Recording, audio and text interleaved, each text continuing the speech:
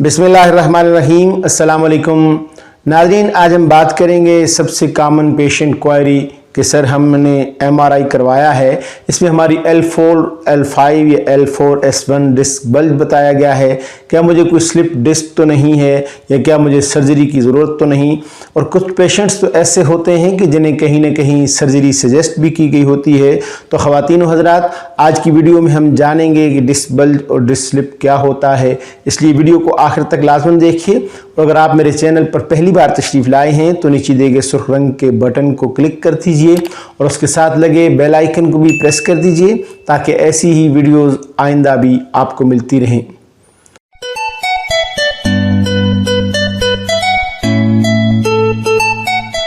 नाज़रीन, हमारी डिस्क दो चीज़ों को मिला के बनती है। एक अंदर उसके स्ट्रक्चर होता है छोटा, जिसको सॉफ्ट स्ट्रक्चर कहा जाता है, जो कि न्यूक्लियस पल्पोसिस कहलाता है। इसके आउटसाइड पर एक रिंग होती है जिसको एनोलिस फाइब्रोसिस कहा जाता है।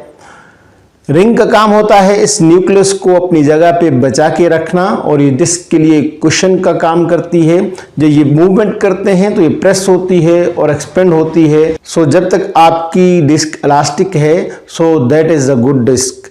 नाज़रीन, there are 4 types of slip disc, जिसमें सबसे बेसिक होता है डिस्क बल्ज। इसके बाद जो आता है इसको बोलते हैं डिस्क प्रोट्रूजन। तीसरे नंबर पे आता है डिस्क एक्सट्रूजन और लास्ट नंबर पे होता है सीक्वेस्टेड डिस्क।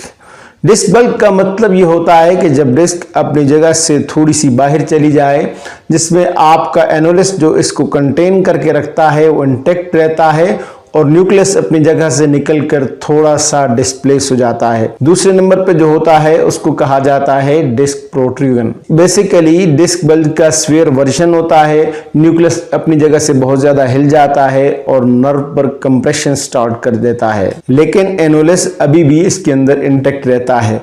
थर्ड नंबर पे आता है, इसको कहते हैं डिस्क एक्सट्रूजन, जिसका मतलब ये होता है कि जो एनोलिस है वो टूट चुका है, उसकी वजह से न्यूक्लियस जिसको अभी तक इसने कंटेन रखा हुआ था वो निकलकर बाहर आ जाता है और नर्व पर कंप्रेशन करना स्टार्ट कर देता है। सो इसमें आपको आपकी रिपोर्ट में एनोला टीयर के नाम की एक चीज़ मिलती है। ये चीज़ बहुत कॉमन है जो अक्सर सियाटिका में नज़र आती है।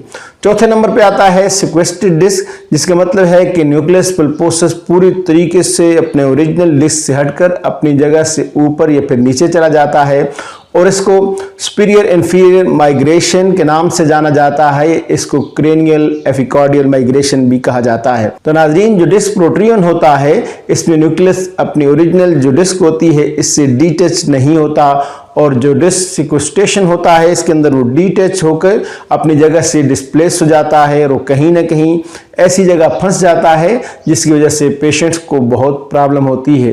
नाज़रीन, disc bulge is very common disease. 100 patients में से 99 पेशेंट्स की MRI रिपोर्ट्स में डिस्क बल्ज की प्रॉब्लम आती है, लेकिन इसका ये मतलब नहीं है कि हर एक को स्पाइनल प्रॉब्लम हो। लेकिन अगर आपको प्रोट्रूजन, एक्सट्रूजन या सुपीरियर इंफीरियर माइग्रेशन है और आपको लेग पेन की तकलीफ है तो ये आपके लिए लाजमन खतरे की घंटी है और आपको ज़रूर इसके मुसलसल इलाज पर तवज्जो देनी चाहिए, वरना ये दर्द आपकी ज़िंदगी अजीरन कर देगा। नाज़रीन, हमेशा अपने और अपने प्यारों के बेहतरीन इलाज के लिए होम्योपैथिक तरीका इलाज का इंतखाब कीजिए, जो कि साइंटिफिक, जदीद और मौसर तरीका इलाज है। ऑनलाइन कंसल्टेशन के लिए हमें व्हाट्सएप कीजिए या फिर बिलमुशाफा मुलाकात के लिए तशरीफ़ लाइए, इसलिए कि हमें एजाज़ हासिल है कि अवान होम्योपैथिक क्लिनिक गुज़श्ता 47 बरसों से होम्योपैथिक तरीके इलाज के ज़रिए दुखी इंसानियत की खिदमत में मसरूफ़ अमल है। उम्मीद है आपको ये वीडियो पसंद आई होगी। वीडियो अच्छी लगी है तो इसे लाइक कीजिए, शेयर कीजिए अपने फ्रेंड्स, फैमिली और अपने प्यारों के साथ, ताकि उन्हें भी बेनिफिट मिल सके। अपना और अपने प्यारों का बहुत ज़्यादा ख्याल रखिए।